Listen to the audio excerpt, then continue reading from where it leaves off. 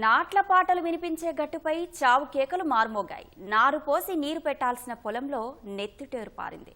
హలం పట్టి దుక్కి దున్నాల్సిన చేతులే కనికరం లేకుండా ప్రాణం తీశాయి. భూమి కోసం తలెత్తిన గొడవలో విచక్షణ కోల్పోయిన అన్నదమ్ములే కిరాతకులుగా మారారు. కొన ఊపిరితో కొట్టుమిట్టాడుతున్నా కనికరం లేకుండా ఆయువు తీశారు. నారాయణపేట జిల్లాలో భూ తగాదాలతో దాయాదలంతా కలిసి ఓ నిండు ప్రాణం తీసిన తీరు విస్మయానికి గురిచేసింది. నారాయణపేట జిల్లా ఊట్కూరు మండలంలోని చిన్నపొర్ల గ్రామంలో భూ తగాదాలు ఓ ప్రాణాన్ని బలిగొన్నాయి. గ్రామానికి చెందిన గువ్వల సంజప్ప ఉపాధి కోసం హైదరాబాద్లో ఉంటూ జీవనం సాగిస్తున్నాడు. ఇటీవల ఉన్న పొలం సాగు చేసుకునేందుకు సొంతూరుకి వెళ్లాడు.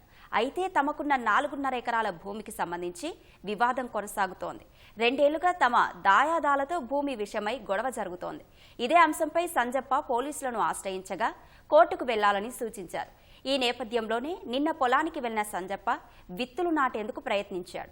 గమనించిన దాయాదులు అక్కడికి చేరుకొని గొడవ చేశారు. ఈ క్రమంలోనే 4-5 ఒకేసారి కర్రలతో విచక్షణ మరిచి సంజప్పపై దాడి చేశారు. కొన ఊపిరితో కొట్టుమిట్టాడుతున్నా స్థానికులు అడ్డుకున్నా వదలకుండా చితకబాదారు.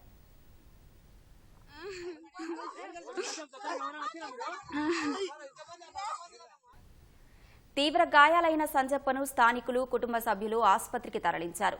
అప్పటికే తీవ్ర గాయాలు కావడంతో పరిస్థితి విషమించి సంజప్ప ప్రాణాలు విడిచాడు. భూ తగాదాలతో ప్రాణాలు పోయేలా సంజప్పపై దాడి చేయడం స్థానికులు విమర్శలకు దారితీసింది. పొలం ప్రస్తుతానికి సంజప్ప పేరునే ఉందని, అయినా చట్టపరంగా తేల్చుకోకుండా కిరాతకంగా వ్యవహరించి ప్రాణం తీశారని కుటుంబ సభ్యులు వాపోయారు. ఘటనపై పోలీసులు విచారణ జరుపుతున్నారు.